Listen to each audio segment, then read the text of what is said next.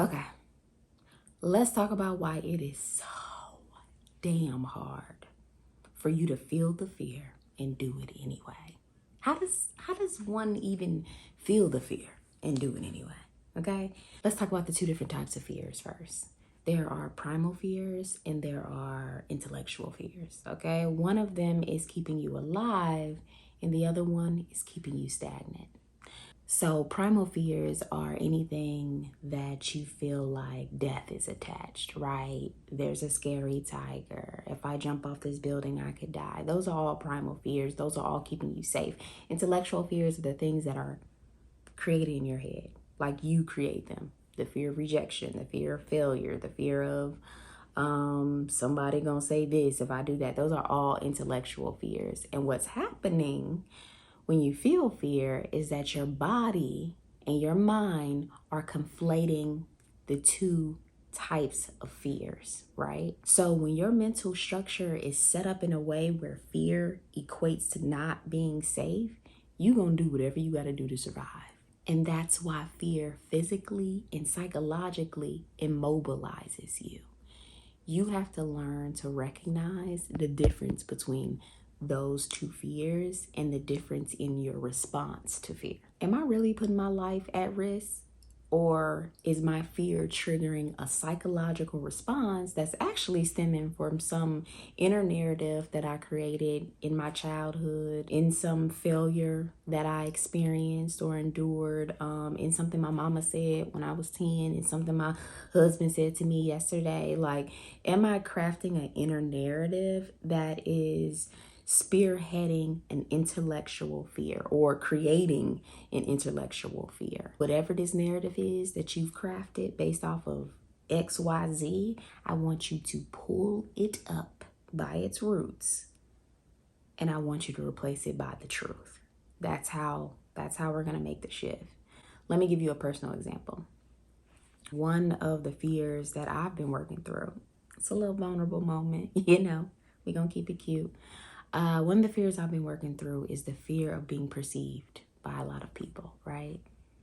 Currently, I'm on YouTube because you're watching this right now. So you see I'm working through this fear. I'm an example of feeling this fear and doing it anyway. And this fear in my life exists because of some childhood stuff. Somebody says something and that's how inner narratives get created, right? And that's a self-worth issue. I'm aware of that.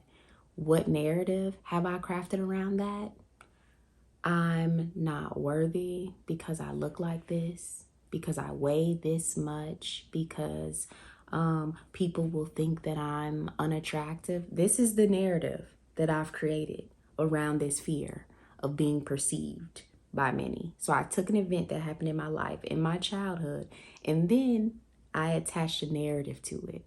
This is how fear starts to run our lives. This is how fear starts to take root in our lives and to become the way we live our lives, right? And that fear of being perceived by many, that's the psychological response to fear that I crafted to keep me safe. Now, is this unsafe what I'm doing? No, it's not. So what I did was I looked at that story my mind came up with, and I looked at myself and I asked myself, Janae, is that true? Have you adopted the world standards as your own? When you see women that look like you, do you think they're unattractive? No, no, I think they're beautiful. Then why do you think you aren't? Whoa. Why are you afraid of being seen? If you think they're beautiful, why wouldn't you see? Once you start speaking truth to your fears, you'll find little cracks in them, like little tiny fractures, and that's how you're going to start to disassemble them. If you can imagine your fears as like a sidewalk, concrete, the truth starts to break them down. But it's the weight of you walking over it that's going to activate the next phase of destruction, which means you need to put yourself into direct action that counters your fears. And that process is going to begin to reteach this psychological framework that you've built so that it learns, oh, this ain't true. This isn't unsafe. I can do this thing. We made it through it. We're still alive. And that fear response is going to start to lessen. And that's the point. That's how you feel the fear, and you do it anyway. Because your fear, it's going to lessen on the other side of you taking action. It's not going to lessen before. I hope that was helpful. If it was, go ahead and subscribe, because I'm bringing more. We're talking about dissembling these mental frameworks that aren't helping us be as successful as we want to be in our lives. Later.